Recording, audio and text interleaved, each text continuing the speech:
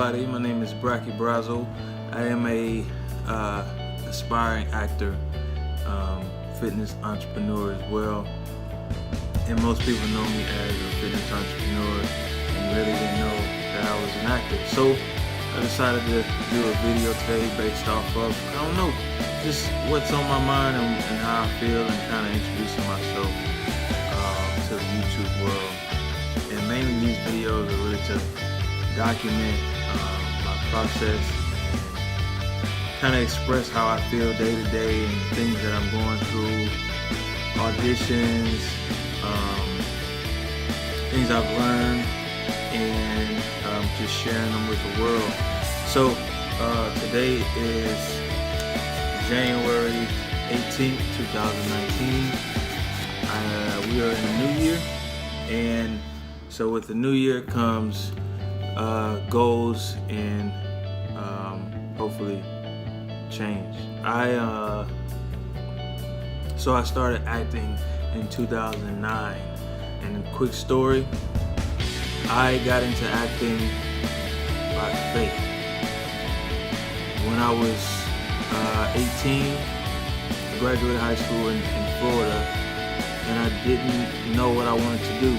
So I began working, got a regular job. I think I had just stopped or finished working at Publix, and they fired me. But my coach got me an opportunity to play at Los Madonnas College in Pittsburgh, California. So I took that.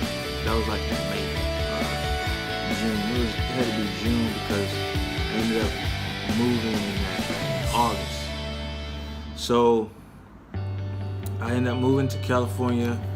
I got there, registered for school, met with the other players, and the first 3 months was hell. I mean, I think it was the second week.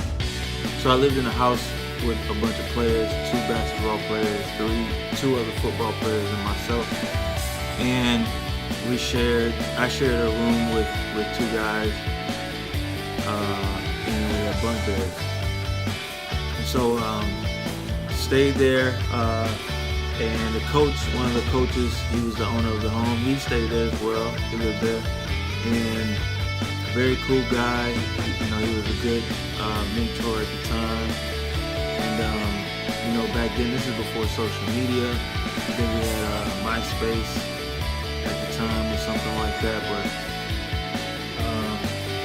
he was the coolest person because he taught me a lot about just being tough, man, being resilient, and chasing my dreams. He really wanted me to get an education, and he believed in me as a person. And he knew how hard it was to leave home and move all the way to California. So he was very instrumental in my life. So I think it was the second week, right? We're on our way home. We got out of school. We're on our way home, and some people broke into our house, like for real. The windows were busted, the door was wide open, there was a computer chair in the yard. It was just crazy, man. And I remember being like, this is crazy, like I should go back home. I want to call my mom, that type of stuff. But being that the coach was so cool, man, and instrumental and a good positive person in my life, he kind of just like took us and told us that, things are gonna happen. You need to man up and continue to go to school and continue to do the things that you need to do. So ended up staying in California. But after about, I think that first semester, which was 6 months later, football, man, I was playing football. I think I was playing running back at the time, and I just, starting to get burnt out, like mentally, physically, spiritually, with playing the sport. But I knew that's why I was here. That's why I was in college, to play football. So, and in my major, I think I was majoring in business at the time. Like, I didn't know what I wanted to major in. I didn't really know what I wanted to do. So I'm a very spiritual person, born into a Christian family, and so I've always believed in a higher power. I always believed in God. I always believed in Tupac here. So I've always believed in energy and positive energy and stuff like that. So one day after the season was over, it was over. We were going into our next semester, and I was just questioning, what am I doing? Why am I here? What am I supposed to be doing? God, give me a sign. What should I be majoring in? What should I be focusing on? What should I be putting my energy and dialing into? Business is not what I'm supposed to be doing. So he said, I remember going home after school one day, got home, the coach was like, you've been in the house all the time, you've been working a lot, you should probably, get out and take a trip and this and that. I'm like, where am I gonna go? And he's like, have you taken the bar yet? And I was like, I don't even know what that is. And he said it's like the subway, like the train, like if you're in New York. And mind you, I was born in Mississippi. I moved to Florida when I was in 5th grade, and I've been in Florida ever since. So here I am, 18 years old, and I don't know. I've never been on a subway before. I've never been away from my home before, away from my family. So he explained it to me, and I was like, cool, I can figure it out. I know where it is. I could figure out where it is, and gave me directions. We didn't have GPS. Gave me directions, and I tried to get a couple of the guys from inside the home, like, look, y'all ain't doing nothing, sitting around playing video games. How about we take a trip to San Francisco? And he was like, everybody was like, nah, I ain't really trying to go. I was like, why not? And we're just gonna sit here all day. And so nobody wanted to go. So I was like, screw it, I'm gonna go by myself. And took the directions, caught the bus. I had some money, had cash on me, caught the bus. Got to the train station, hopped on the train. Took about 30 minutes to arrive to Market Street. So I ended up getting off on Market Street. That was like the main street that I knew I had to get off on every time I took a trip out there. So something special about that ride, something special about just going and being on your own and just exploring. It's just something special about it, man. I can't really pinpoint what it is, but you're in the moment, and if you're focused and you're asking the right questions and you're seeking something and you're putting it out there in the universe. Like mine at the time, for me, it was, what am I supposed to be doing? Where am I supposed to be headed in life? Where should I start? What am I looking for? What signs can you show me? I was just asking all these questions. And then I get to San Francisco, walking around and stuff like that. And my main question was, what am I supposed to be doing in my life? So walking down the street, I had been there about 2 hours, walking down the street, and the whole street, the whole block is blocked off. You see these security guards, and you see all these people trying to look and see what's really going on, and you see these, you get a little closer and you can see that it's blocked off this whole entire section of the street. It had to be if I was in New York, I would say it's about 5 blocks long, you know what I mean? And I'm getting closer, and I'm trying to get close. You know how you're in the back of the crowd, and you're trying to move forward inside and see what's going on. So I'm doing that, and these guys are standing there. They got black t-shirts on. You can tell they're bouncers or security or something like that. And I'm looking, and and I see like these little old school cars, you know, like kind of like Al Capone would be driving back in the day. I see them moving around, and I see people walking, and they're inside the perimeter. So I'm like, what's going on? And I notice like cameras, and I see lights and stuff. And I'm like, yo, what is this? And I was just, I'm a big, like, I'm curious about a lot of things, so I like to do my research and like try to figure out what's going on. So a random car drives in the middle of the scene, and you just see like the whole disruption of everything that was going on. And you see this one guy, like you see this one guy standing amongst people. He's just going off, he's yelling, screaming, cursing, and it was like a halt, like a standstill, and these people started walking off into like these little tent areas, and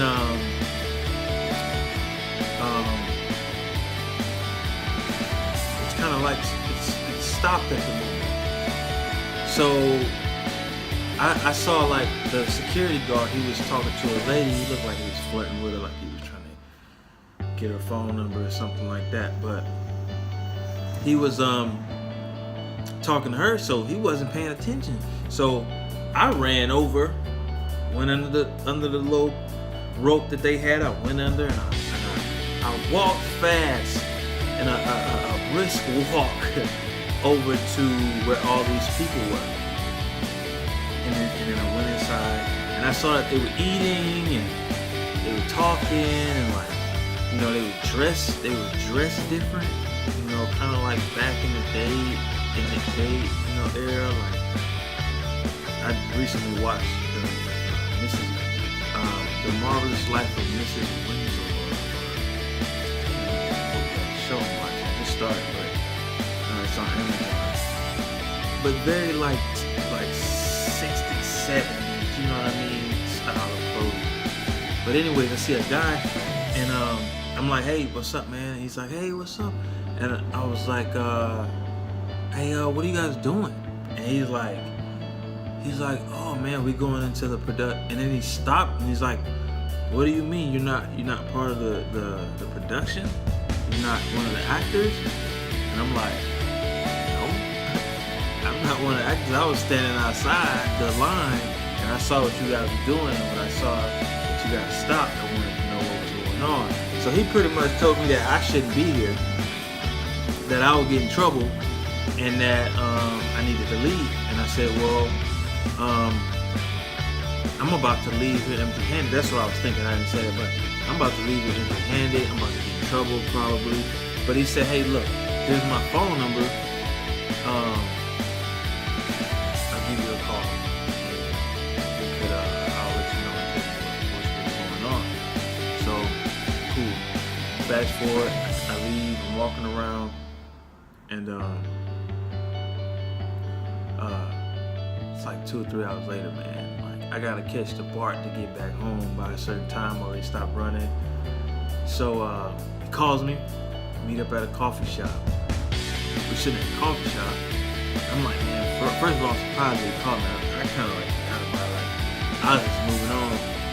You know, me at the coffee shop, and he explained everything to me pretty much. He told me that he was an actor. He was part of a union. They were shooting a film. They've been shooting for a couple days now. This is like a 3rd location. So I was like, cool, you know, I was like, how do you become an actor?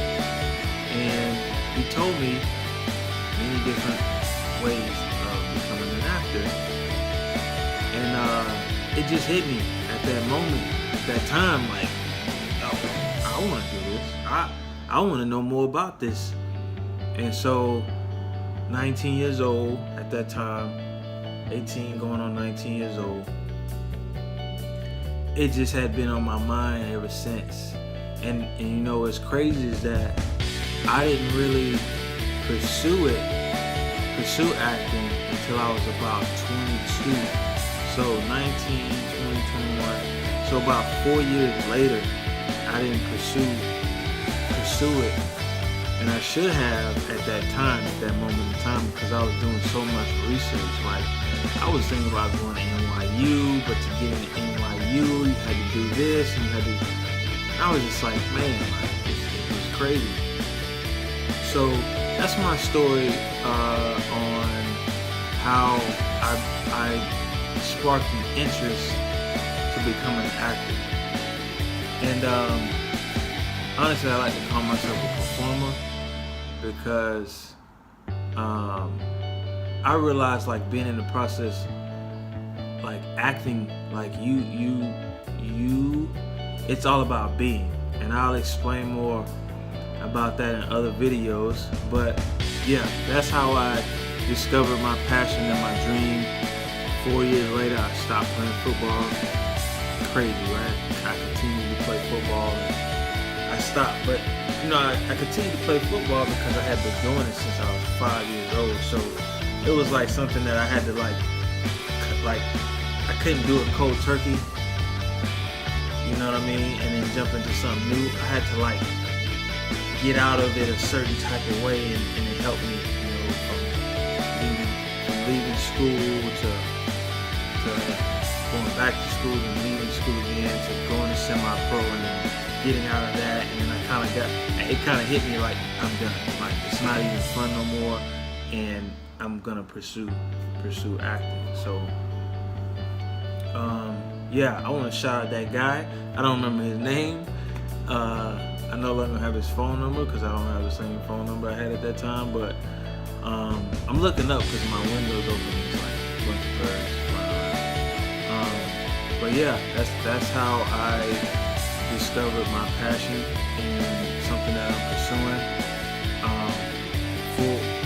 I'm pursuing it as hard as I can, as much as I can, if that makes sense. I don't want to say full time because I still do other things like to make money, but like acting is like definitely my hobby, my passion, and my calling in life. As the years go by, like, it's stronger and stronger for me. Like it never died down. So yeah, that's my story. Sticking to it. Right now I'm in my house. You see my lights behind me, my computer's here, my half a blue screen that I use to submit myself for auditions, and I just got a new phone. So super happy because it's clear and you can see. So yeah, that's me, man. I'm gonna continue to try and post videos as much as I can on the process and things I need to do, and keep you guys updated in the YouTube world. I have an audition today that I'm working on. It's pretty short, but it's for a sad film. Oh no, that wasn't it. That was for the commercial that's paying like $350. So, but this is for the film that I'm working on. It's a sad film. So yeah, that's it. Like I say, man, I'm chasing my dream and I'm recording it and I'm putting it on the web so you can see it. And yeah, feel free to ask questions, leave comments, subscribe to my channel.